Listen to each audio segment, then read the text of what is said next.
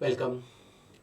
In this video, we will talk about the placentation. So, what is placentation? It simply says that the mode of arrangement of ovules on the placenta. But it is not exactly the same. The placentation means the arrangement of placentae in ovary to which the ovules are developed. Right? Would you follow me? The arrangement of placentae in ovary to which the ovules are developed. That is what is called placentation. Based on the position of this placenta in ovary, there may be different types of placentation. We will see one by one. See, the first one is marginal placentation. First, I will tell you the example first so that you can easily understand. In P, grams, cassia fistula, there you can see only one carpels, monocarpellary, and you can see only one chamber, that is unilocular. That means the ovary is made up of only one carpel, monocarpellary, and you can see only one chamber there, that is unilocular. And from the margins, develop the placenta. Margin of the carpel, they produces placenta, to which the ovules are developed. Such placentation is called marginal placentation. See, typical example is P, gram, cassia fistula. There you can see this marginal placentation, right? Could you follow me? Then second one is free central placentation. In this case, the ovary is made up of multicarpellary, but it is only unilocular. Here you can see only one chamber. And from the base of this ovary, an axis arises. And this axis is covered with the placenta on which the ovules are developed. So such a type of placentation is called free central placentation. Right? Could you follow me? And in this case, dianthus or primroses, there the ovary is made up of multicarpels. They are fused, syncarpous, but there you can see only one chamber, only one locular, unilocular. Only one locule is there. But from the base of this carpel or ovary, an axis arises, and upon the axis the ovules are developed. Such a type of placentation is called free central placentation. Example, primrose, dianthus. Okay. And the third one is parietal placentation. So many examples are there. Mustard, brassica, cucumber.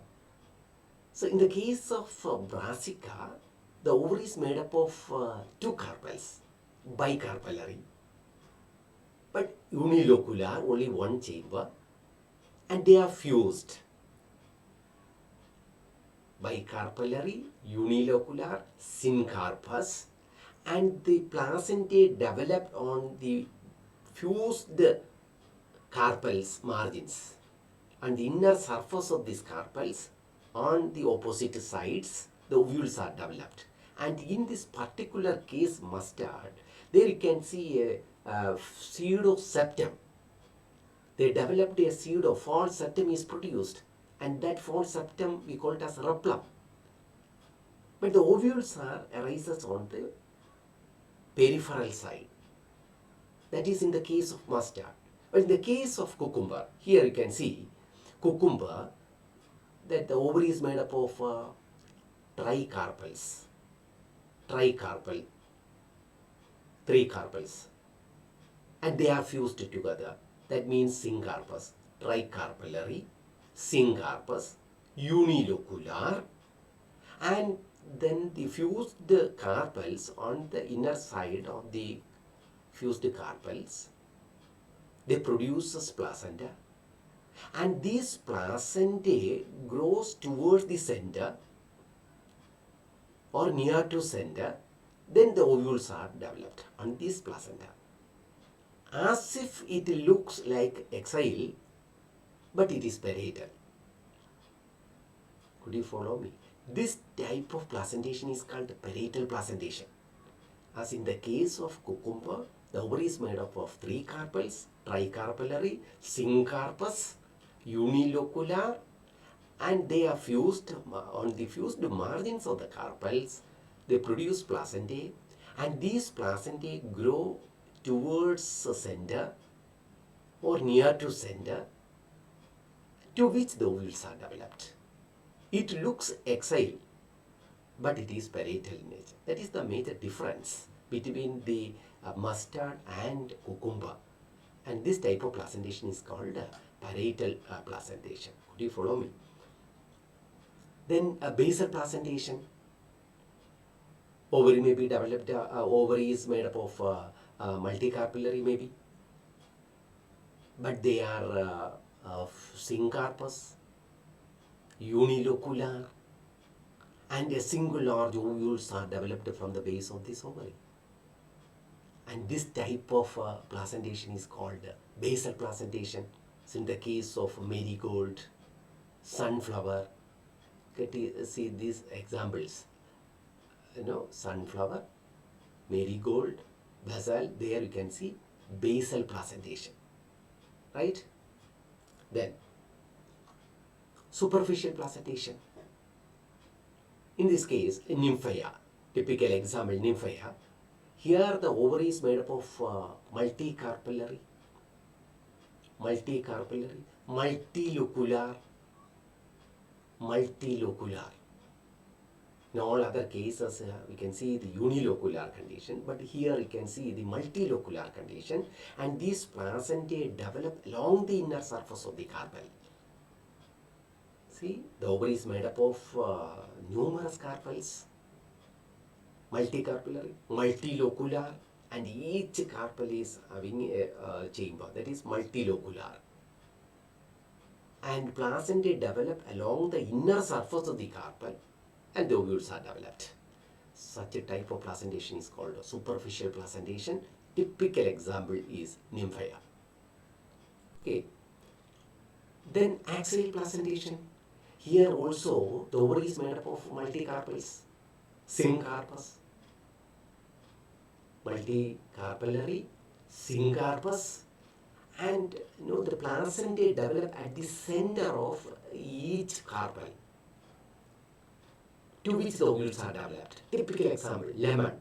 You can see the ovules are developed here. After fertilization, the ovules are converted into seeds or developed into seeds. After fertilization, the ovary becomes fruit and ovule becomes seed. And here you can see the central. This is called axial placentation. Typical example, lemon, oranges. You can see axial placentation. Okay. And this is the diagrammatic representation of various placentation. Here you can see the marginal placentation. The ovules are developed, the placentae developed in the margin. Monocarpellary, unilocular, and marginal placentation. Here, this is axial placentation. Typical example, lemon, oranges. Then parietal placentation, cucumber, mustard. Here you can see the as in the case of cucumber, the ovary is made up of three carpels: tricarpellary, syncarpous, unilocular, and the fused margin of the carpel. There they develop placenta, upon which the ovules are developed.